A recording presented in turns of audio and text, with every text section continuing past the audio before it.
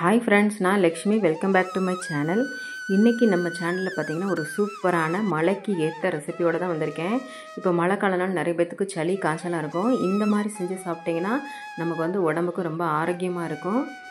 இஞ்சி பூண்டு ஊறுகாய்ங்க, இதை தொக்குன்னு கூட சொல்லலாம். 2 வருஷம் ஆனால் கூட கெட்டு போகாது, வச்சு சாப்பிட்லாம். வெளியில் வச்சோம்னா 1 மாதம் வரைக்கும் இருக்கும். ஃப்ரிட்ஜில் வச்சுக்கிட்டா நம்ம 2 வருஷம் கூட வச்சுக்கலாங்க. ஆனால் நம்ம அவ்வளோ நாள் வைக்க மாட்டோம், சீக்கிரமே காலி ஆயிரும். இட்லி, தோசை, சாதம், சப்பாத்திக்குன்னு எல்லாத்துக்குமே ரொம்ப சூப்பராக இருக்கும். பசங்க சாப்பிடவே மாட்டாங்க இஞ்சி பூண்டெல்லாம் நம்ம தனியாக இது பண்ணி கொடுத்தோன்னா. ஆனால் இந்த மாதிரி நம்ம சாதத்தோட பெரட்டி ஊட்டி விட்டோம்னா கண்டிப்பாக சாப்பிட்டுக்குவாங்க.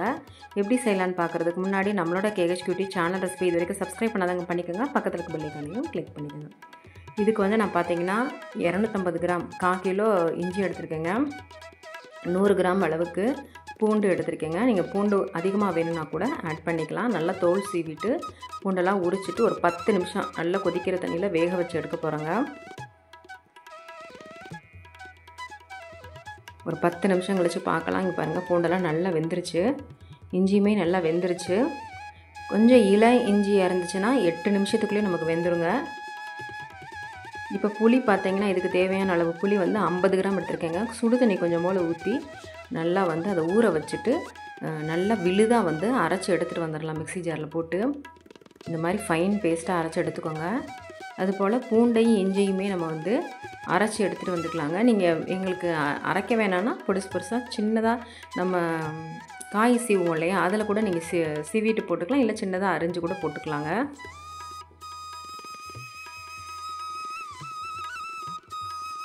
இப்போ எல்லாத்தையும் நல்லா ஃபைன் பேஸ்ட்டாக அரைச்சி எடுத்துகிட்டு வந்துடலாம்.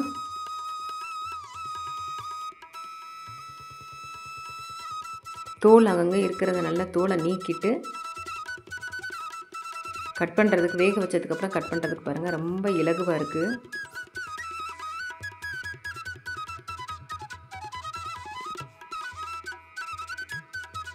முழுசாக போட்டால் மிக்ஸி ஜாரில் வந்து அரைப்படாது. அதனால் நம்ம கொஞ்சம் சின்னதாக அரிஞ்சிட்டு சேர்த்துட்டு அரைச்சி எடுத்துகிட்டு வந்துக்கலாம்.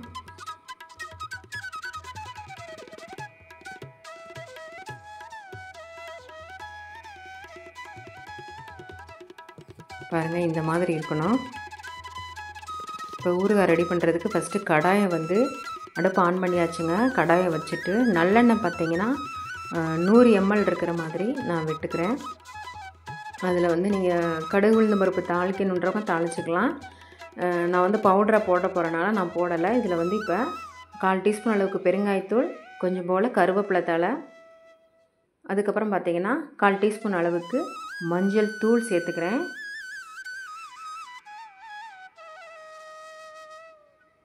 நல்லா இந்த வாசனை, அந்த பெருங்காயத்தோட வாசனை வரணும். அதுக்கப்புறம் 2 டீஸ்பூன் அளவுக்கு மிளகாய் தூளுங்க.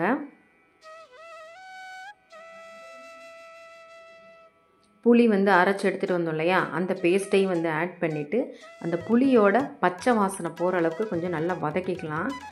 நல்லா புளி வதங்கினதுக்கப்புறம் பார்த்திங்கன்னா நல்லா நமக்கு வந்து அந்த எண்ணெய் பிரிஞ்சு வரும். அதிலே தெரிஞ்சுக்கலாம். நல்லா புளியோட அந்த நம்ம புளி காய்ச்சல்லாம் காய்ச்சும் போது நல்ல வாசனை வரும் இல்லையா, அந்த மாதிரி வரும்.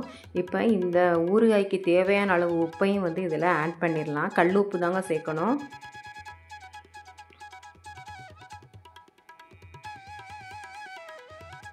நல்லா அந்த பச்சை வாசனை போயிடுச்சு. இப்போ வந்து நம்ம இஞ்சி பூண்டு விழுதை வந்து ஆட் பண்ணிடலாம். நம்ம வந்து இஞ்சி பூண்டு விழுது சேர்த்ததுக்கப்புறம் ஐயோ ரொம்ப நேரம் வதங்கணுமா அப்படிலாம் நினைக்க வேணாம். ஏன்னா நம்ம ஆல்ரெடி வேக வச்சு தான் நம்ம வந்து பேஸ்ட் பண்ணி போட்டிருக்கோம். ஜஸ்ட்டு கலரிட்டு ஒரு 5 மினிட்ஸ் மட்டும் அடுப்பில் இருந்தால் போதுங்க, ரொம்ப நேரம் வேண்டாம்.